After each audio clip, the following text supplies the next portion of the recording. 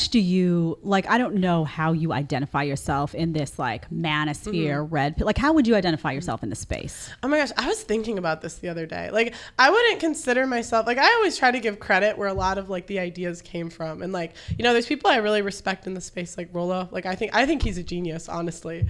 I would say I'm more of like a cultural commentator with a show about relationships. That's more what I would identify as. What do you think is important about the messages? So I've had Rollo on here a bunch of times, and what I like about him is that he really digs deep into the content. So he's not just spewing talking points. This is a guy who's like done his research, has his stats. But what do you think in terms of the messaging that they have for men?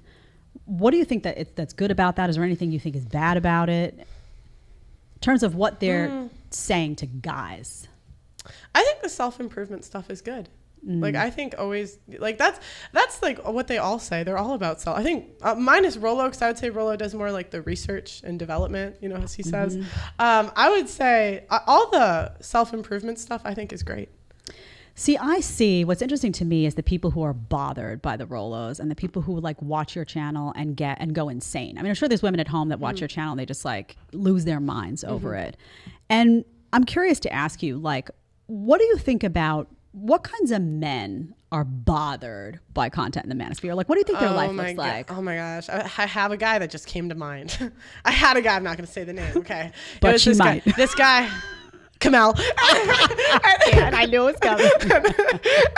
and he was on our show. Oh, please don't look it up. Oh, please don't. That's okay. I'm going to keep going. I don't care. And he was on one of my early shows, like super early on, like first, I don't know, 5-10 episodes. And he was messaging me when all that stuff was talking about like submission and like Allie's TikTok or whatever was going viral. And he was telling me like, he was like what, you want to be owned by a guy? Da-da-da-da-da-da-da-da. And I just kept thinking beta. I'm like, you've never had a girl listen to you, huh? Yeah, they seem weak. They seem, you know, sometimes very lazy because it takes a lot. I mean, these guys are so tough on guys. Like, they're really tough. It's like, get your shit together, get in the gym. Like, you're responsible for yourself. You need to like earn the money.